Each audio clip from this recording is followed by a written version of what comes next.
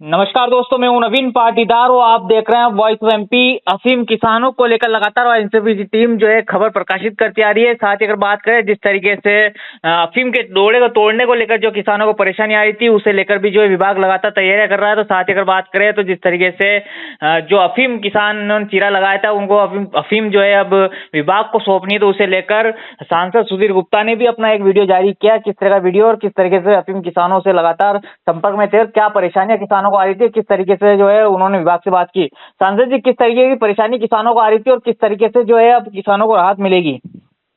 नहीं, देखिए, इसमें स्पष्ट था कि जो गवर्नमेंट का गाइडलाइन है, जो उन्होंने लाइसेंस देते समय भी बताया और बीच में भी वो उनके संदेश रहते हैं। तो अभी एक नोटिफिकेशन सरकार का था कि 31 मार्च 2025 तक वह सीपीएस पद्धति से ग्रो किए गए ऐसे सभी किसानों के खेतों का निरीक्षण करेंगे।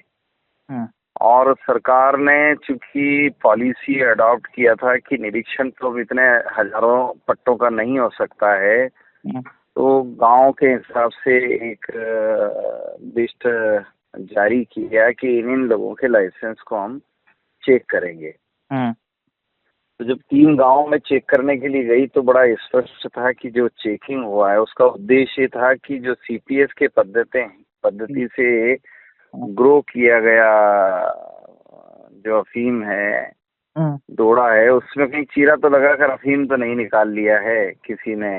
तो वो देखने का उनका उद्देश्य रहता है और इसीलिए उसका एक डेट निर्धारित रहता है। और डेट के क्रम में एक दिक्कत है कि कई लोग उसका मिसयूज करते हैं कि तेरा तो निरीक्षण हो गया, इसका नहीं हुआ, अब ये मुखिया से मिल ले, ये अधिकारी से मिल ले, इस तरीके के भ्रमपूर्ण वातावरण खड़े होते हैं।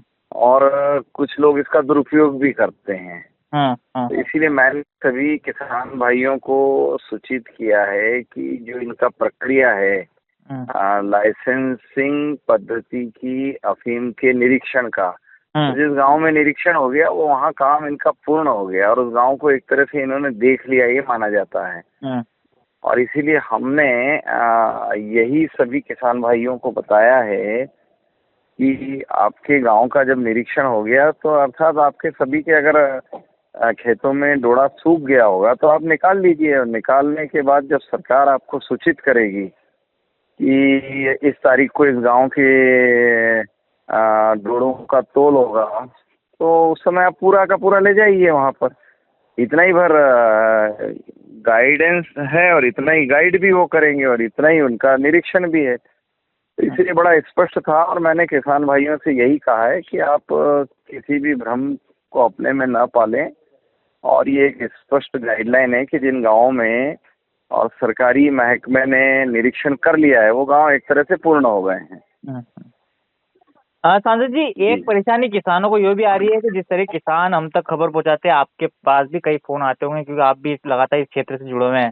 किसानों का ये कहना है कि अधिकारी जब डोडा जो सीपीएस का उसका निरीक्षण करने जाते हैं तो 4 से 5 हजार रुपए की डिमांड करते हैं। तो इस तरह कोई शिकायत या फिर आपके पास आती है? नहीं, देखो, अगर कोई शिकायत कोई भी व्यक्ति अगर शिकायत करता है तो उस पर कड़ी से कड़ी कार्रवाई होगी।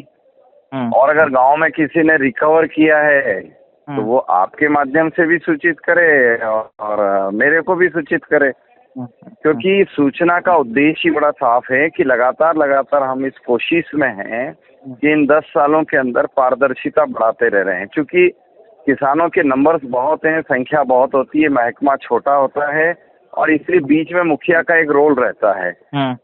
तो मुखिया के रोल और सरकार के बीच के संवाद और संदेशों के बीच में अगर कोई व्यतिक्रम आता है, कोई गड़बड़ी होती है, तो निश्चित रूप से वो तो दोषी है, सजा पाएंगे।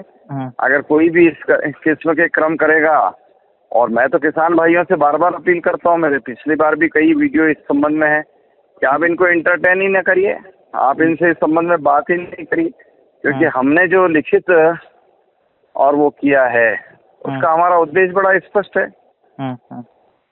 सांसद जी, आप जिस तरीके से बात कर रहे हैं और जिस तरीके से आपने वीडियो जारी करे के भी जो आपने किसानों को सूचित किया है, दूसरी तरफ अगर बात करें जिस तरह के पट्टे वितरण जब हो रहे थे, आपके क्षेत्र का ही मामला है कि वहां पर अधिकारी ने पैसों की डिमांड की थी और जिस तरीके से लोकायुक्त की टीम ने छापामार कार्रवाई की थी, तो क्या मानते हैं कि आपकी सूचना के बाद भी अधिकारी जिस तरीके से खुलेआम रिश्वत लेते हैं?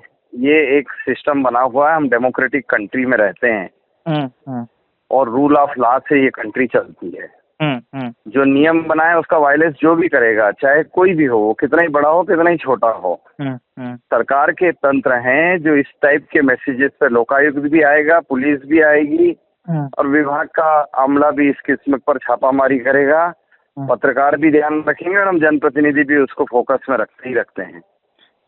जी सांसद जी, जल्द कब जो है सीपीएस पद्धति की फैक्ट्री की सौगात जो इस क्षेत्र को मिल सकती है?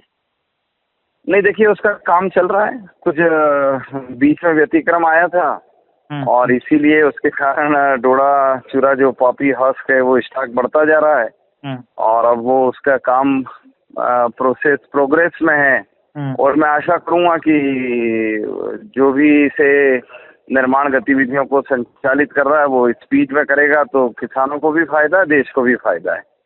आखिरी सवाल सांसद जी के व्यापारी को लेकर जो धोला पानी का लाइसेंस है उसे लेकर कब राहत मिलेगी? व्यापारी बड़े संकट में रहते हैं। देखिए एक बात है, कई चीजें रहती है, अगर हम बड़े स्पष्ट रूप से काम कर रहे हैं तो बड़ा स्पष्ट है कि धुला पानी और छन रहा है तो उसको डिस्ट्रॉय करें। ऐसा नहीं होता है और अगर कोई चीज इस बीच में खड़ी है तो बड़ी स्पष्टता है कि डोडा छन कर जाता है, पोस्ता दाना छन कर जाता है और छनने के बाद अगर कोई धूला बच जाता है तो उसको डिस्ट्रॉय करना चाहिए और इसीलिए उसको स्टॉक करना भी गलत है, उसे परिवहन करना भी गलत है और इसीलिए कई चीजें हैं जिसको करना ही पड़ेगा।